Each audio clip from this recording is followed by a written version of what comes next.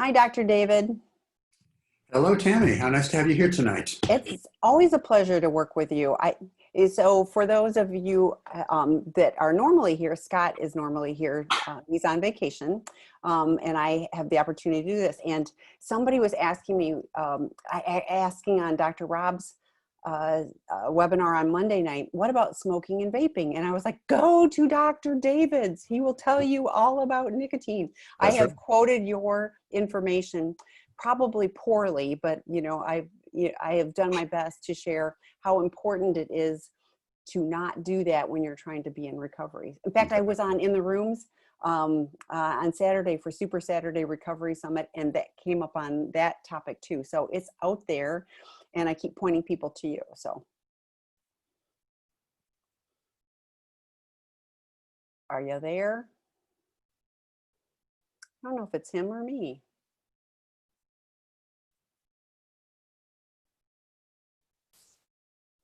There you are. Yeah, are you back? Are you back? Did I get lost or did you? I don't know which. I'm not but sure. Whatever. You're here. What's the topic for tonight? I want to talk about intensity and addictions.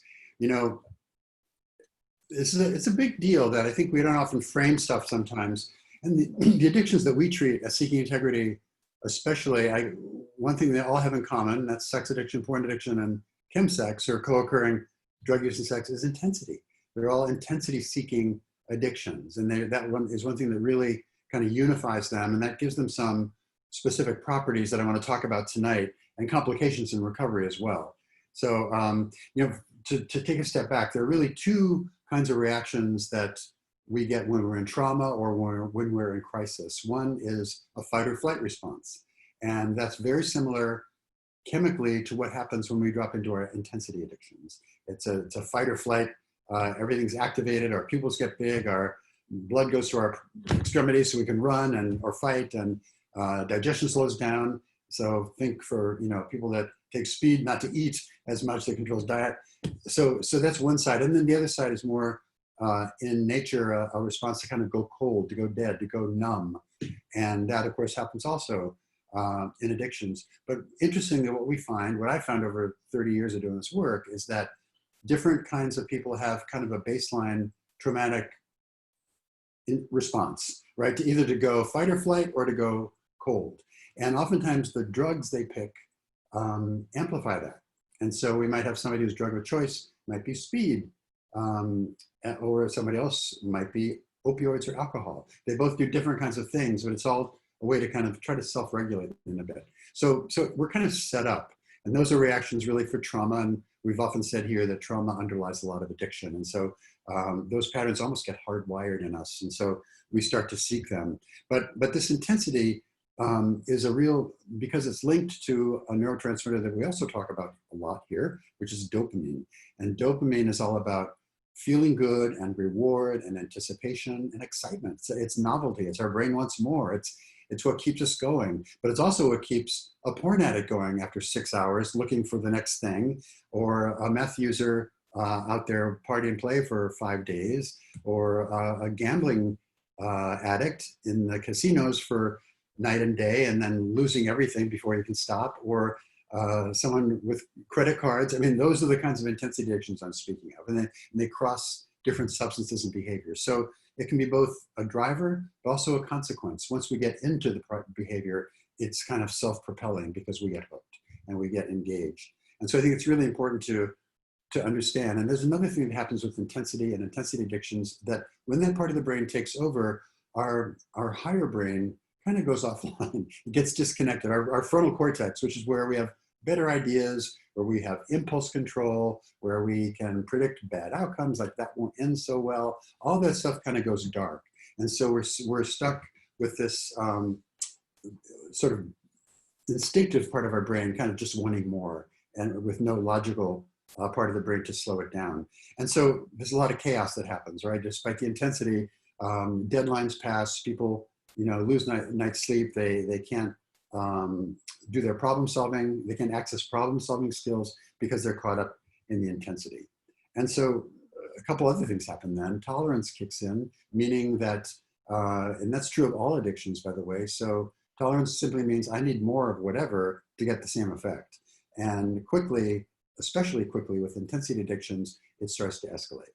And people want more because dopamine quickly has a self-regulating factor. And so we start to up the ante. We may start to use more. We go from smoking to injecting. We go from combining stuff. We go to harder drugs. We go to riskier behaviors, more taboo, kinkier, dangerous, all that stuff to get the juices flowing. And that just quickly leads us off the rails, right, with addiction as a result of that tolerance.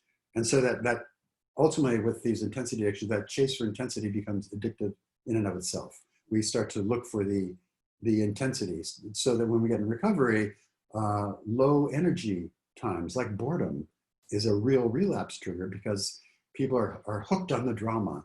I've had clients who would get 3 or 4 or 5 months clean and sober and everything's going great. You know, they have their job back, they may have their husband or wife back, and it's kind of boring and it gets too slow, too predictable, and they kind of shake it up a little bit. There's a little bit of drama, and that can be really dangerous for an addict. So I think one of the important skills we talk about in Seeking Integrity is how to tolerate low energy states like relaxation or, God forbid, boredom. So it's really an important thing. So that's kind of the framework of intensity as I see it, with roots in trauma all the way up to behavior that pulls an addict off the rails. So what do we do with that?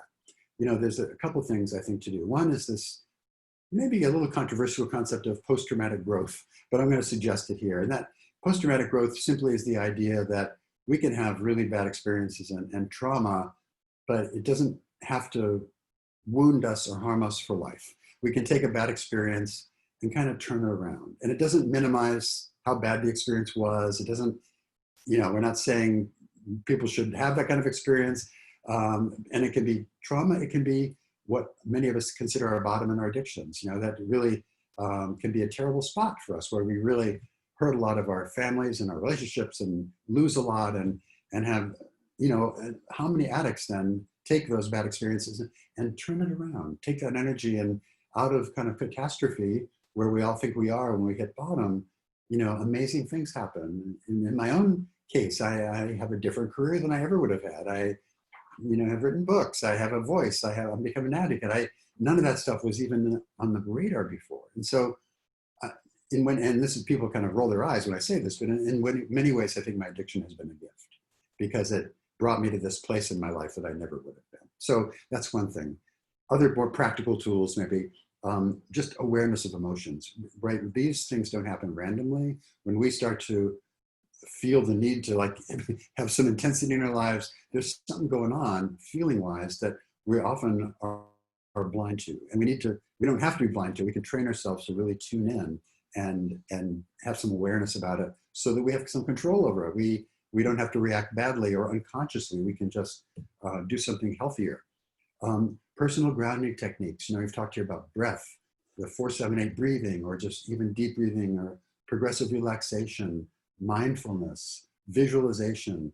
I like the idea of resources, meaning clients, I always try to work with my clients to create a safe space, you know, a favorite place out in nature where they can soothe themselves. And just by closing your eyes and kind of going there, you can bring your blood pressure down, your heart rate down, you can relax yourself and change the mood. Gratitude lists, you know, you get the idea. There's a lot of tools out there that we can employ. And then those are skills for should you get triggered, but ideally we want to maintain the equilibrium, right? So that's more of a subtle thing, but I think that's correcting negative self-talk, you know, the critical voice in your ear, like, who are you? What a loser you are, or whatever your voice says, you know, just kind of shut up, just turn down the volume on that. But more important than anything else, I think connecting, speaking with someone, taking an action. I think the rule of thumb is to always take an action before you try to figure out what just happened. You know, your instinct reaction is to pick up the phone and call somebody and then talk about it and process it. But don't try to stop and figure it out, because the longer you stay in that space, the greater the chance of getting caught up in it. And then finally, I think, and this is necessary for all addictive recovery, compassion and self-compassion. You know, we have to be gentle with ourselves. We trip up, we emotionally, you know, some lapse, some relapse, we pick ourselves up, we brush ourselves off and we come back. But I think, part of this is really learning to not be so critical of ourselves and to really have some compassion for who we are and what we've done and the efforts we're making to create a new life. So that's it for intensity, I think, for now. That's great information. I was thinking, as addicts, we are so quick to react, that to take that pause and just go, okay, I'm getting data, I'm being triggered, I'm getting data. What is this trying to tell me? And, the compassion of like, okay, I'm going to be okay. Troy Love did his webinar today, and he was talking about those voices, the judge, and all of these voices that we have that entities go. Thank you for bringing that to my attention. I appreciate it, but I'm going to move in a different direction. And just like you were talking about, go make a connection. Go talk to the fastest thing that takes me out of whatever it is to start voicing it, and to get somebody else's perspective, because my lens is very, twisted on it. And to, so if I talk to you, David, go, yeah, yes, exactly. And you go, you can have perspective and go, well, have you thought about this? Or, just hugely helpful to go, oh, wait. Yes. Yeah. The story I'm telling myself is not necessarily the real one. So. Right. And often we can't talk ourselves off the ledge. We need somebody to help us with that. But I'm glad you brought up like the judge, because that also fits with self-compassion. Those are parts of ourselves, they're defensive, that are really trying to help us, right? They think they're trying to protect us by pushing people away or throwing up the walls or being so critical nobody comes near, but they're just hurting us. But we have control over that, But I think when I have a judge, I have an angry person, we all do. But when he pops up, I just say, thanks. Pretty much what Troy just said. Thanks for helping, but I got this. Yeah, really important. Yeah, but the acknowledgement to not just push it down. Exactly. Thanks. I know you're trying to help me. I got this. I was also, when you were talking about the intensity, the drugs that people choose mimics intensities. Can you elaborate a little bit on that? Like if I'm choosing stimulants versus opiates or whatever, what is it that I'm looking for out of that? Right. So we can get into the weeds really quickly, which I don't want to do, but everybody has this built-in reactive system, and we've pretty much know that our first instinctive reactive system is what we call the sympathetic one, the fight or flight. And then sometimes people kind of stay there. Sometimes people drop into the kind of go cold, play possum, play dead, not feeling anything, go numb kind of thing. But there's been some studies that where if that's the starting point, say for somebody who's kind of numb, they may be looking to counteract that with drugs. So they might go for an amphetamine or an intensity addiction or that or so on.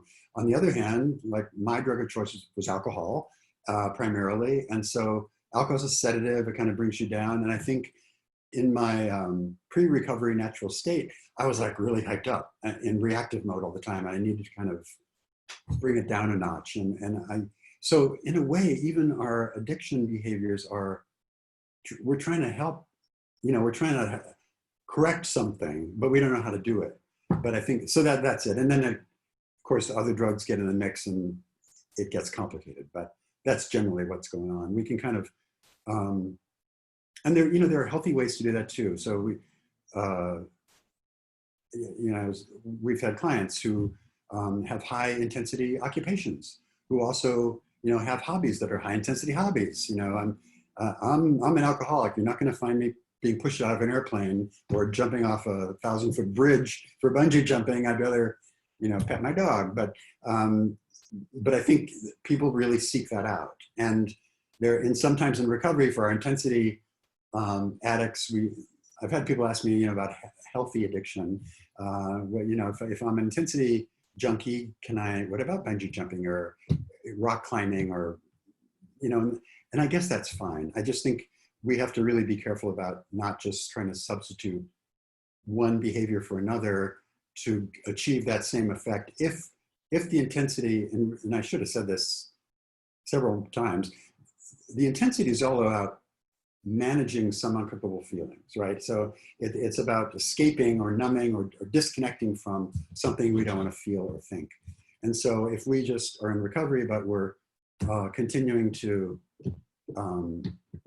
do some dangerous hobby because we're trying to escape behaviors as opposed to finding it exhilarating and fun and healthy and affirming. So it's all about intention. What are we doing something for? I bungee jumped to face fears of any of those things, and it was fun. So I would Okay, totally jump. I'm sure it would be. Yeah. That's totally my judgment. Yeah. No, it's all good. But I think what I hear and what I think I do for myself now is I examine my motives. What am I looking for from this? And it was really amazing, and but I, for anything that it's a little iffy, I have to go, what am I looking for out of this? And if my motives are true, great. So, And it's exactly the question to ask yourself, for Mm-hmm. sure. Yeah. Okay. First question. I am in recovery from sex and meth. Currently, I'm 1.5 months sexually abstinent, including masturbation. If I ever dream about having sober sex, the dream is an intense anonymous sex with multiple men overnight at a hotel room. What are some signs that I am transitioning from seeking intensity to intimacy? Great question. And congratulations, by the way, on 1.5 months. Yeah. The recovery from meth and sex, for that matter, is really not an easy thing, especially in the beginning. So that's huge. Dreams are an interesting thing. Our brains, we have no control over dreams. I have had clients who get really shaken and kind of feel guilty because they have some dream. And we have no control over that. That's our brains kind of doing their work. They're refiling their really essential healthy stuff that we do when we sleep.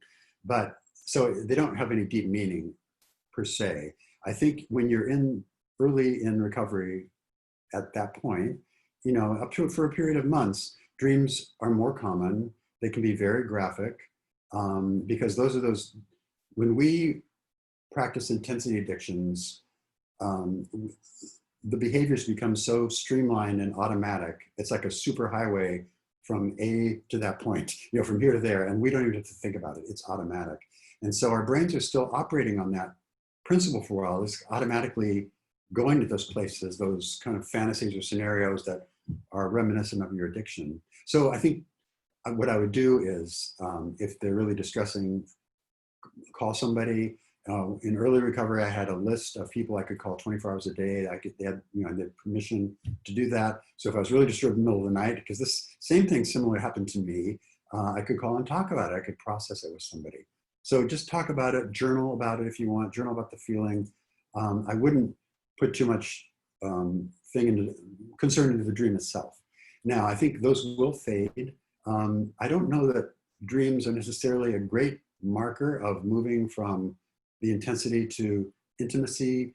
I think they may or they may not be. But I think the signs I would look for when you're looking more toward healthy sex, healthy intimacy, is more really getting out of scripts and fantasies and scenarios and head trips into more sensations, feelings, getting kind of a full body experience. Empathy, is the characteristic, are you sort of totally involved in yourself and your own role? And is, even in the dream, is that other person just kind of an object for you to act out with? Or is there a connection? I think one sign, if you're looking at dreams, would be that you're starting to have dreams about having a person for whom you might have feelings or some emotional connection or attachment or empathy, or, with whom you might be having feelings of vulnerability or trust. Those are the kind of things that I think represent a healthy transition. But I don't want to be discouraging, but I mean, you're early in this process for that move into intimacy. So just be patient, have that self-compassion we talked about, and hang in there. It's great. Yeah, I concur with, congratulations on the 1.5 months. That's great. And I was thinking the changing from intensity to intimacy is non-anonymous sex. It's having conversations, having a dating plan, it's not just body parts and orgasms, it's, like, I'm going to get to know you. I'm going to, it's going to be boring. We're going to have coffee. Whatever. And then, it's that whole transition, like you said, sensations, rubbing feet or whatever it is, that, but in a non-sexual way. And you've talked before too, David, about, sensate, is that right? Sensate Focus, Masters and Yes. Johnson's. Yeah, Sensate Focus is a wonderful couples exercise, which explores intimacy. It's a non-sexual exercise, although it can become sexual, but it's really essential. You're stroking, you're tickling, you're kissing, you're caressing, and getting feedback from your partner. Do they like it? Harder, softer, more, not more. So it's a way of really building a language of communication that's nonverbal. That really, and a lot of couples find that they start to have much more passionate physical sex, although they didn't start. This was just more to learn about what it was like to feel connected.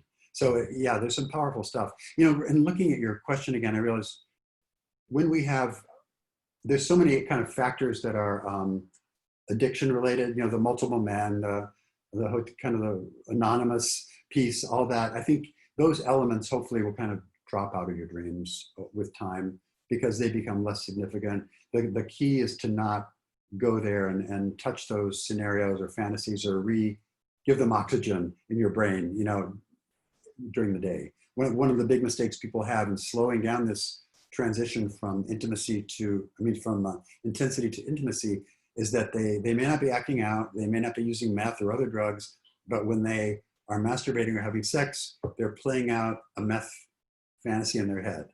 Or, they may be sober, but they're thinking about that hotel room with multiple men. And that just keeps that whole thing alive. So the more you can disconnect from those fantasies and scenarios, the faster your transition is going to be. Great answer. Okay, so the next one. After a period of sexual abstinence in chemsex recovery, should there be some written boundaries and guidelines to avoid an escalation from masturbation to more intense forms of sex and porn, finally ending in chemsex? Yeah, I think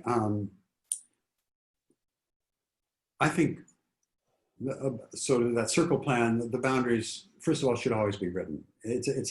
We look at it, at Seeking Integrity, as a contract, and it's a contract it's agreement between the client and often a therapist and their sponsor, or it's a negotiation and an agreement, and it really can't be modified or changed without further discussion with those people. It can be changed. They're often changed as people move into different stages of recovery. Things change. A behavior may go from one circle to another, and so they can be modified, but they can't be modified on the fly with no thought, with no discussion. And so I think, because I think we are addicts, and we maybe try to push edges a little bit and boundaries and get a little loose. And so I think having that written kind of commitment really helps accountability. And if nothing else, it builds in a process where if something changes, you're going to talk about it with somebody else. You're not just going to kind of make that decision on your own. So I think, I think a written guideline for that is really good. And you talk about this escalation from masturbation to more intense forms of sex and porn. Yeah, and so it's something to look for. Masturbation is one of those complicated things that goes in any one of the three circles, as we've talked about. And my take on masturbation here is that, to go back to what Tammy said about intention, what are you doing?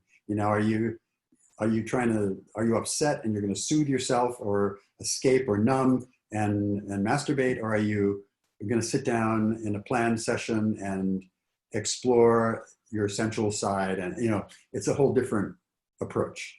And so that's to be careful with masturbation, I think. I was thinking Louise Stanger in the rooms on Saturday used for boundaries. She says compassionate directness. And I was like, that is, or directiveness, that's what it was. I can't read my own writing, that's bad.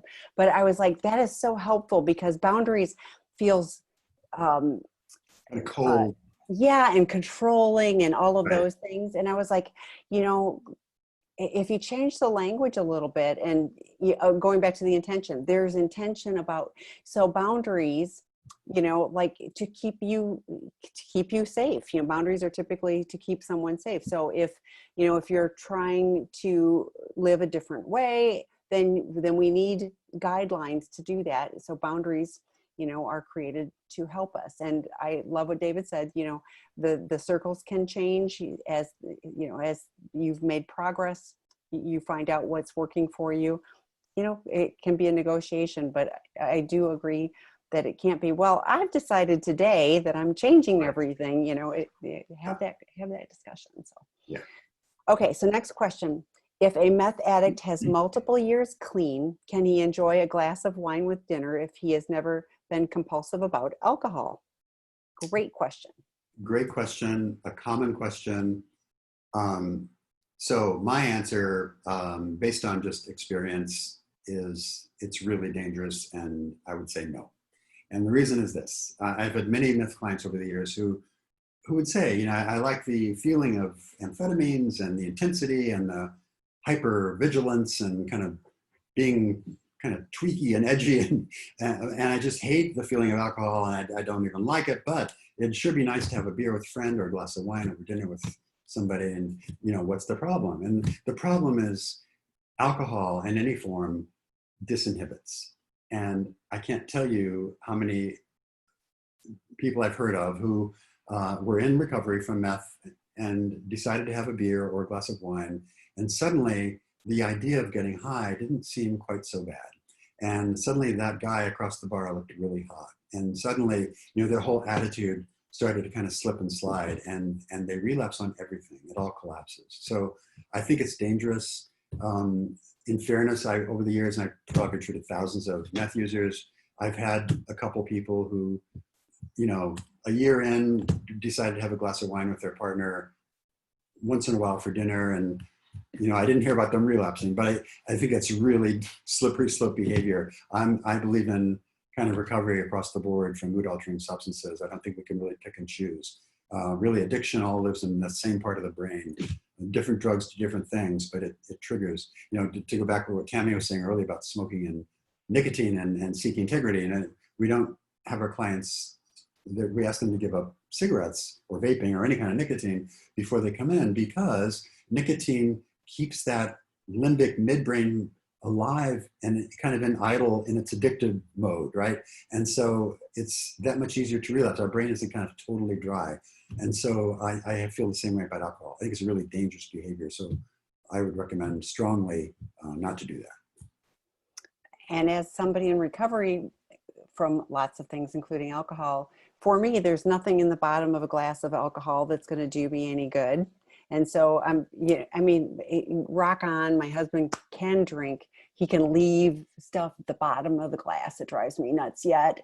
But so I guess I would invite you, what is it you think is going to happen, you know, with this glass? Why is it so important? If you've been going multiple years clean without a glass of wine, you know, do you really want to, you know, do you want to stand at the edge of that cliff? So.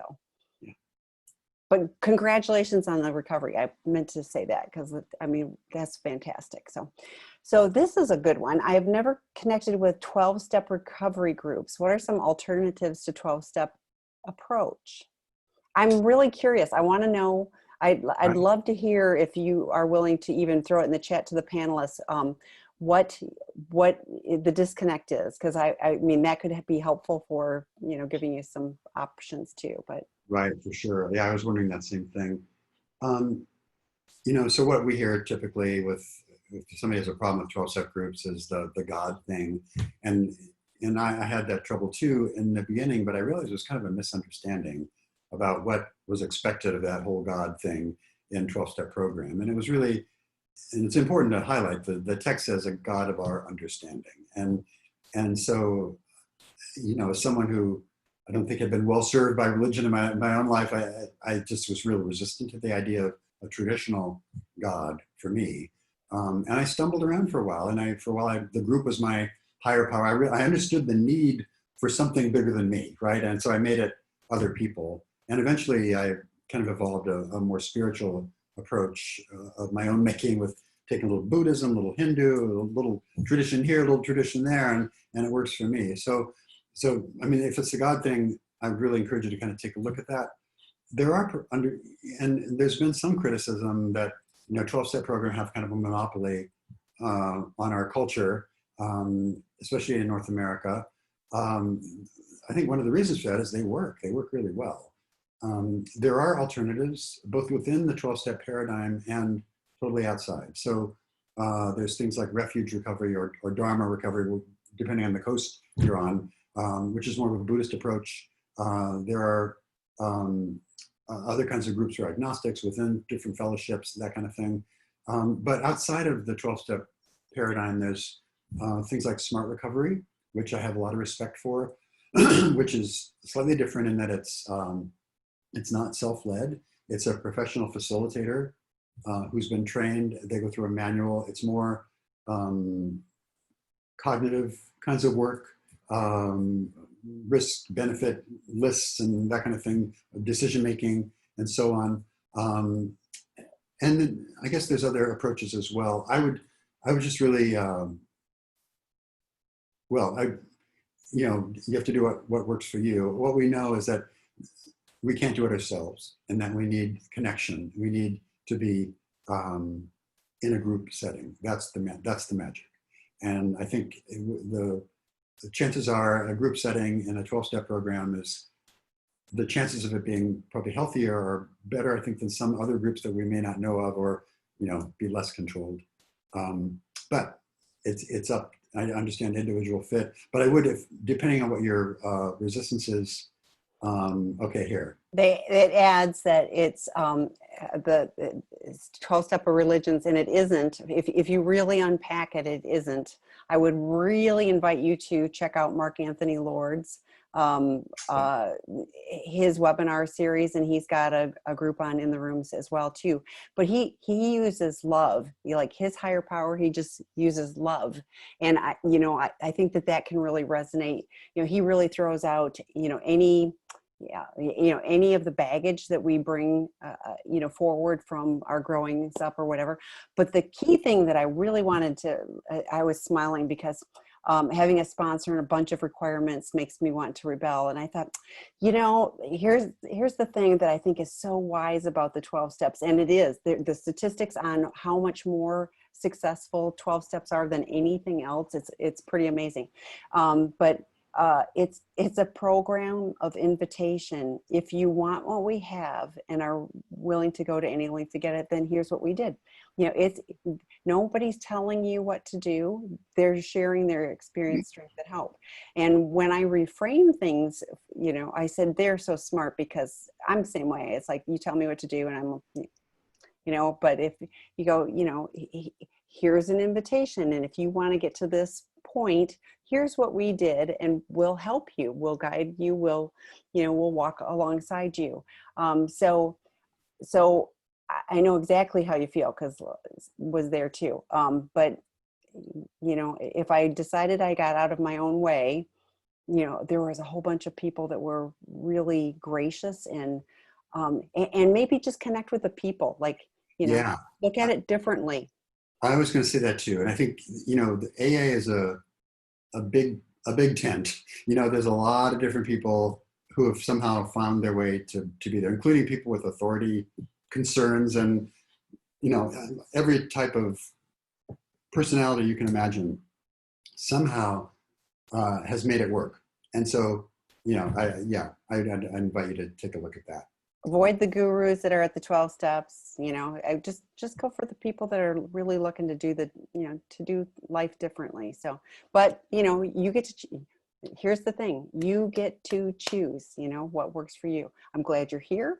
I hope you join our drop-in groups. They're not 12-step, but they're a place for people to give and get support. So all free. Hope you do that. Listen to some of the podcasts, and hopefully some of that stuff resonates for you as well.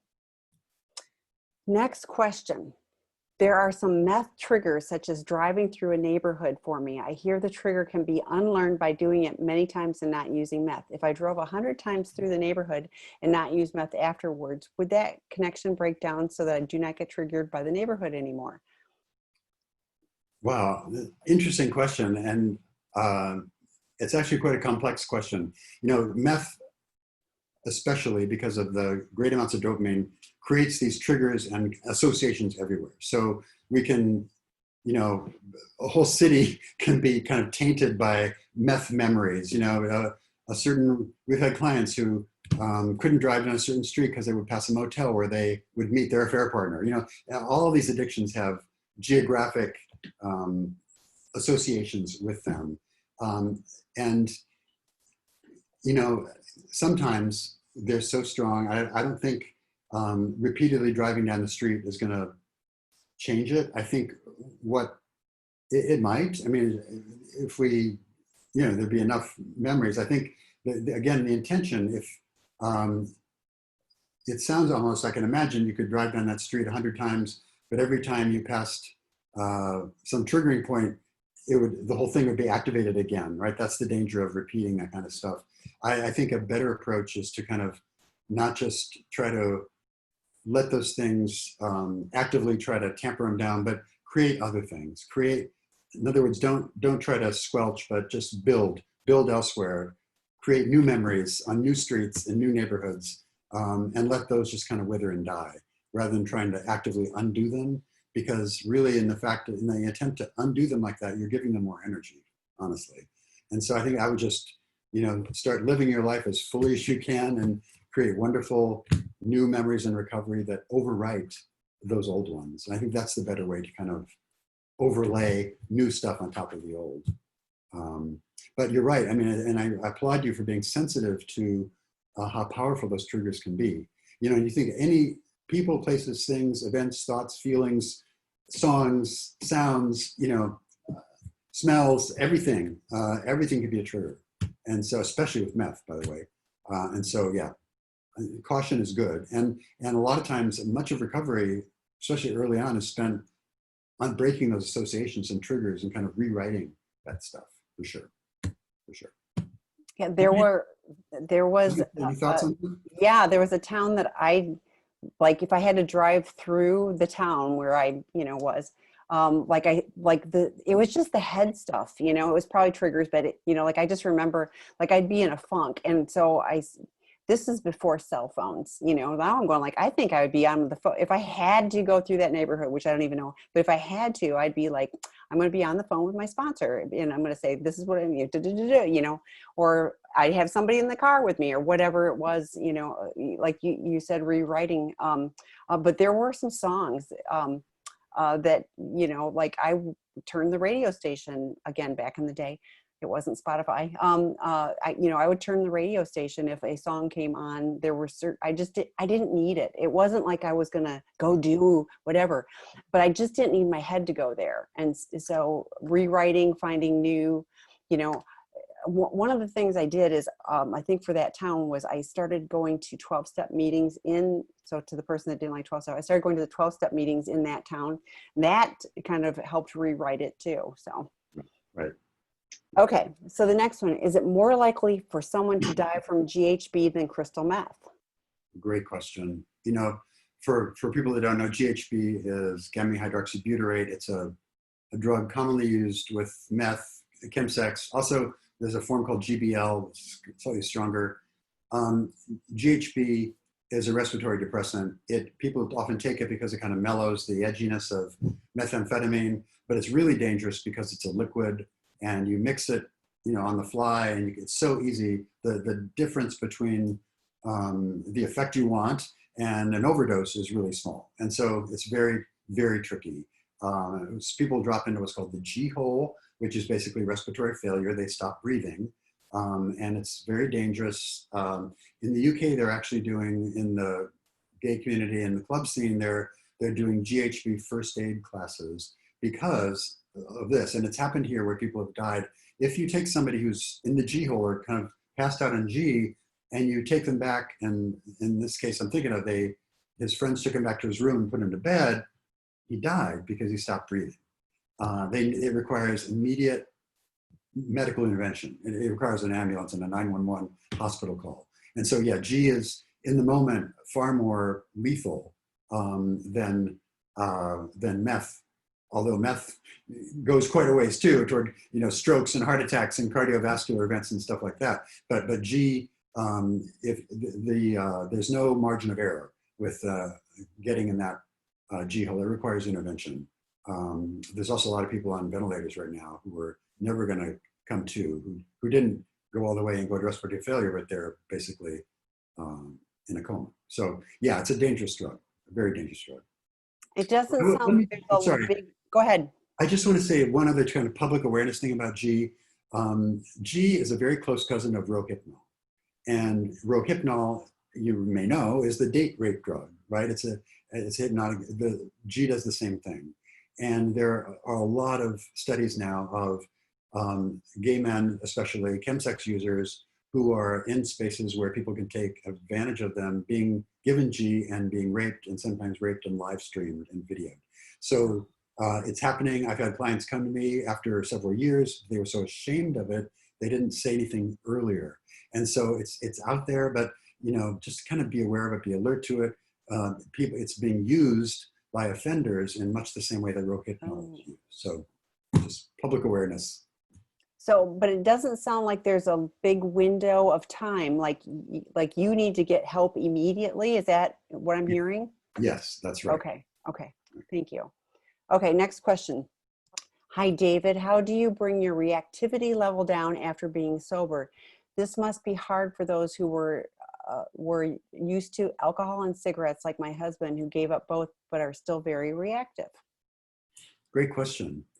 That I think it kind of depends on the source of the reactivity.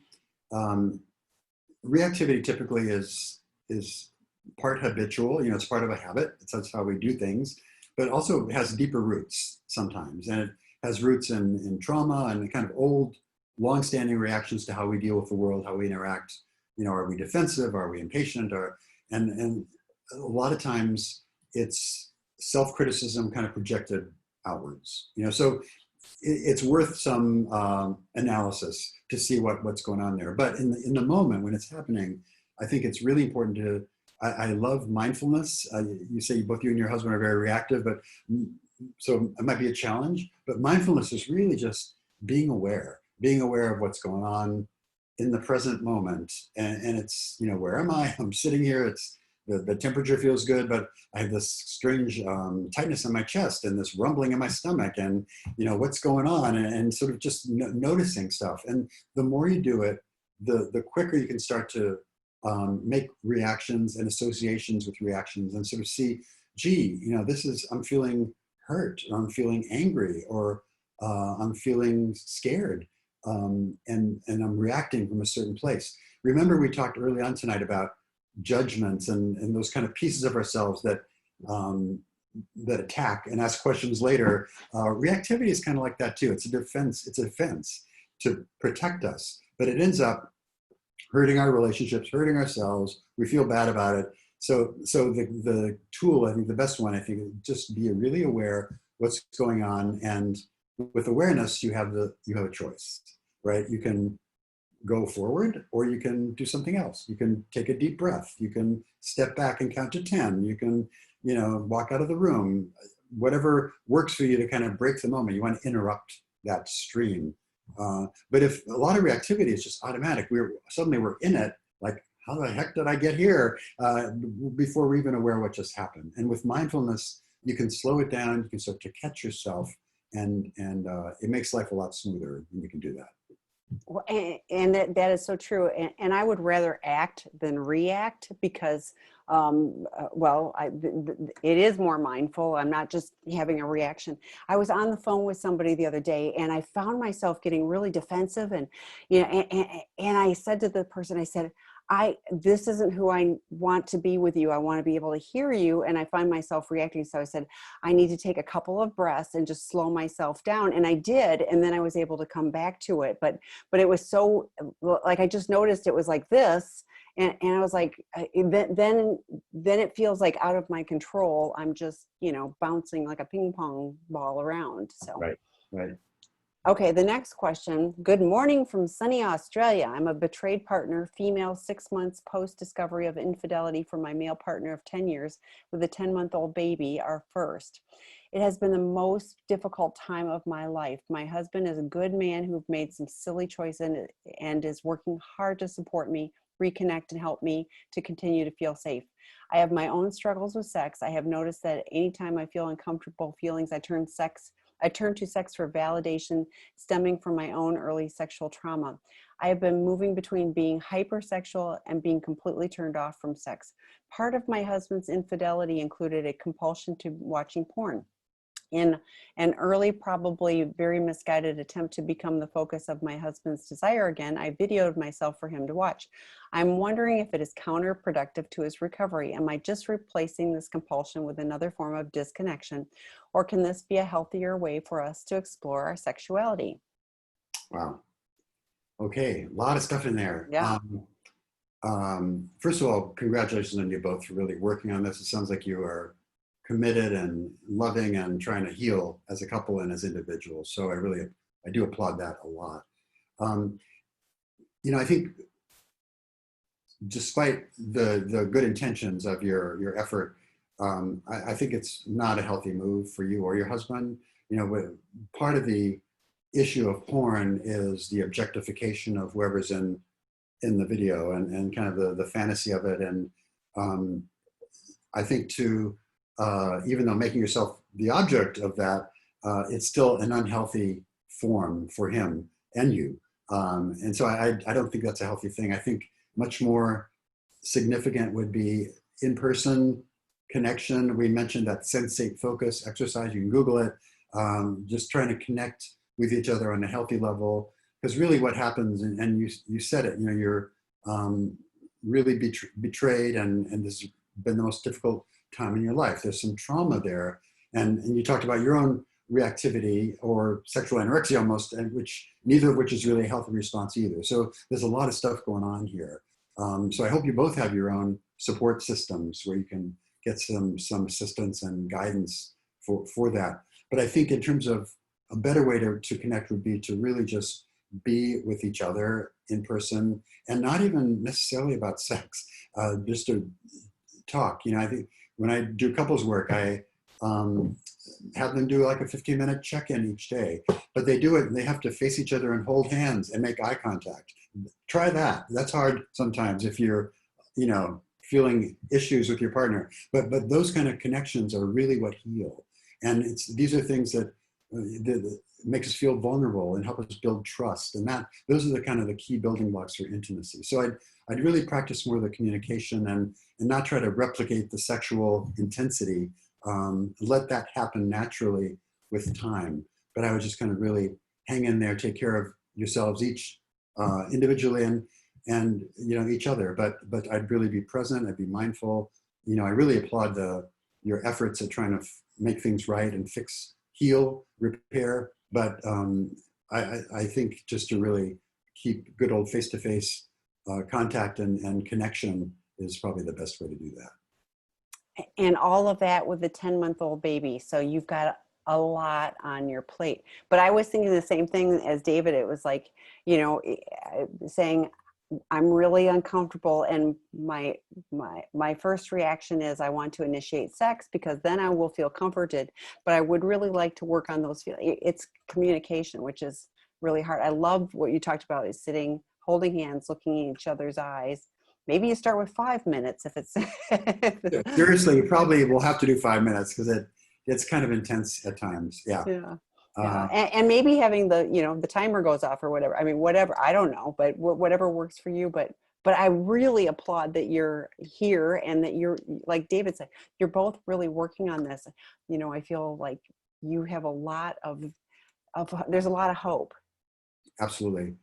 And, one other thing on that, just what often helps I've found in couples is really learning how to be a really good listener and to yourself and to the other person. And to me, being a good listener sometimes means just listening. I think sometimes in a couple's dynamic, we want to jump in and fix it or blame but it's just oftentimes if my husband is sharing something with me, he just wants to be heard. He doesn't want me to fix it. And so I think just those kind of things are very helpful sometimes. So the next question is the idea of restricting from alcohol or pot applicable to porn addiction? Another great question. I would say not necessarily, although um, we talk about our addictions as whack-a-mole. Yeah, everybody knows whack-a-mole, and I realize I've been saying that at almost every event I've been on. I thought that's probably not politically correct. I'm an animal lover. You know, I don't know.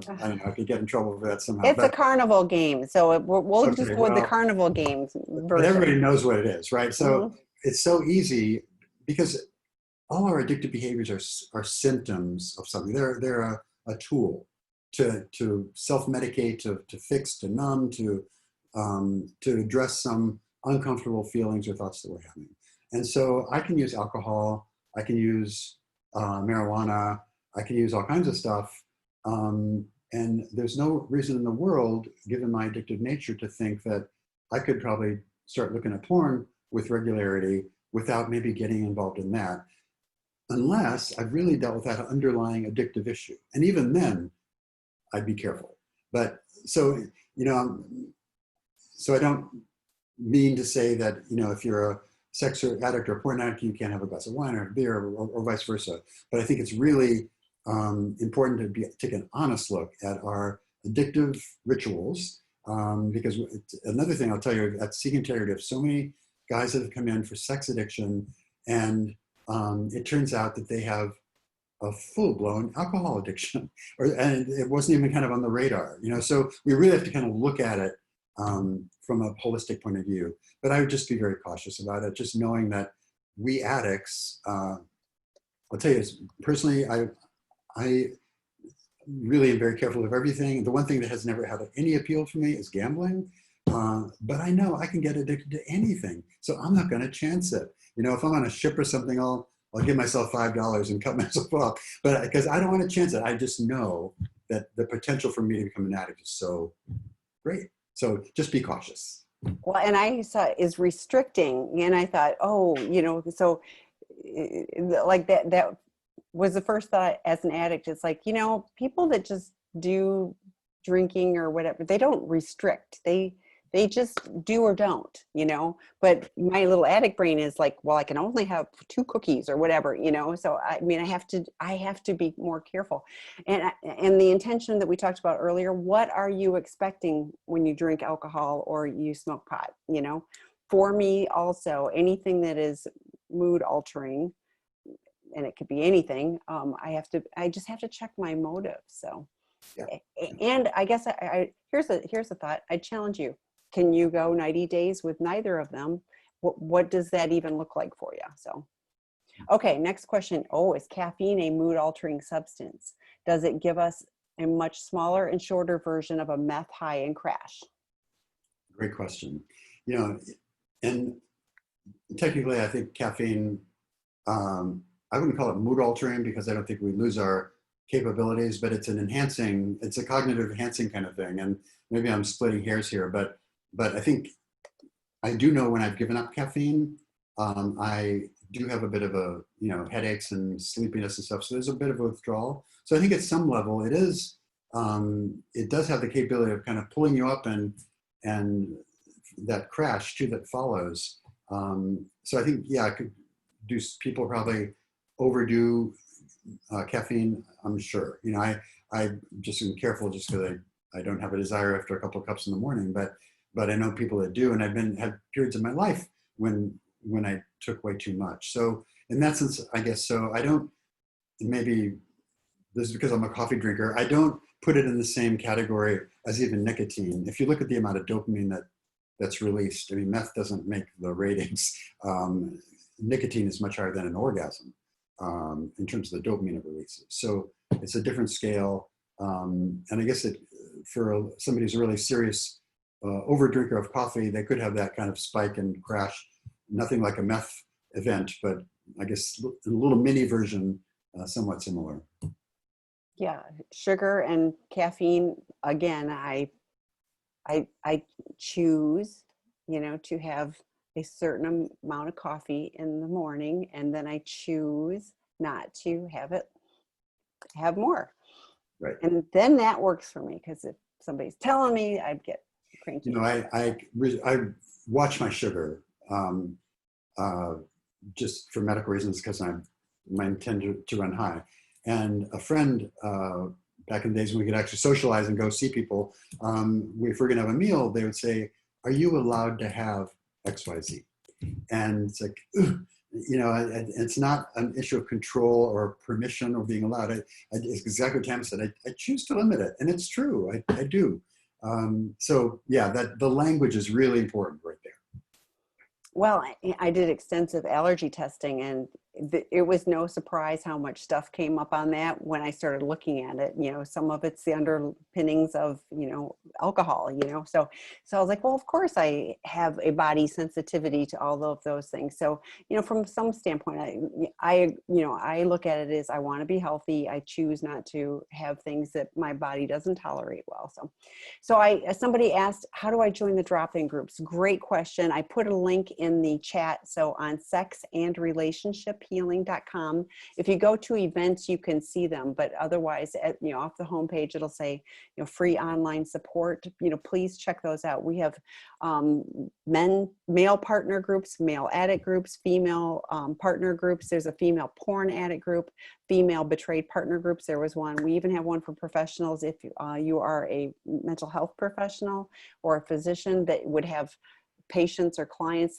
that would be seen in a meeting, we have a safe space for that too. We have a gay men's group, and then David on In the Rooms on Tuesday does do a chemsex group.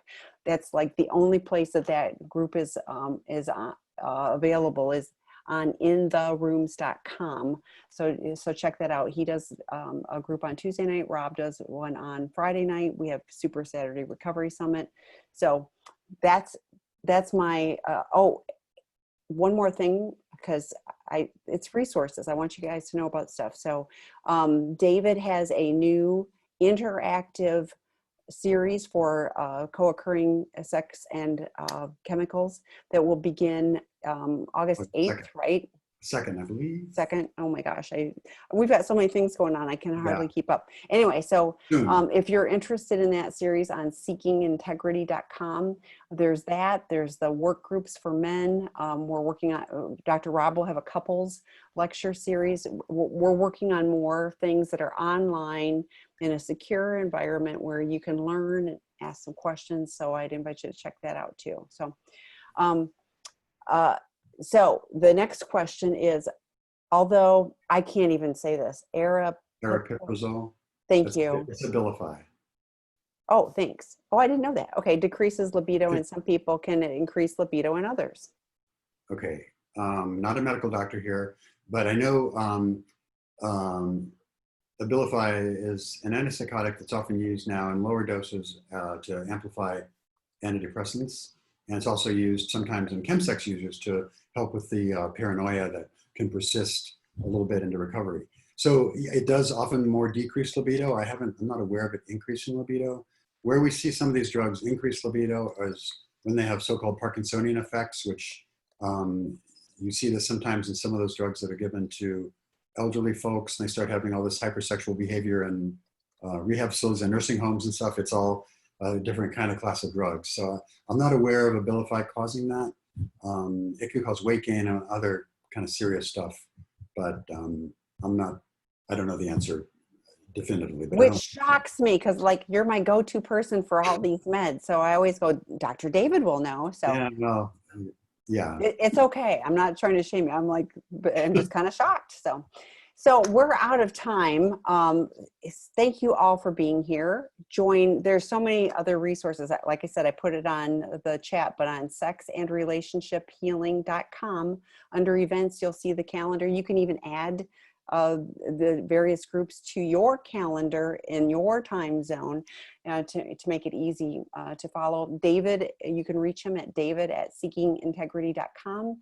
And I am Tammy, Tami, at seekingintegrity.com. We're happy to share information and resources. And if you or a loved one, male, needs help in an expert way, Dr. David and Dr. Rob both do clinical work with the clients at Seeking Integrity Los Angeles treatment program. It's amazing, life-changing. If you need that level of help, we're here for you. So Thank And you, also, David. It was, go I'd be ahead. curious if anybody has any feedback on our backgrounds, Oh email. yeah, let us know. David@seekingintegrity.com. We're trying these out. Yes, So, we have a variety. It's fun to do. So yeah, okay. Thank you, thank you, David. It's always David. fun. Bye bye. Take care. Bye-bye.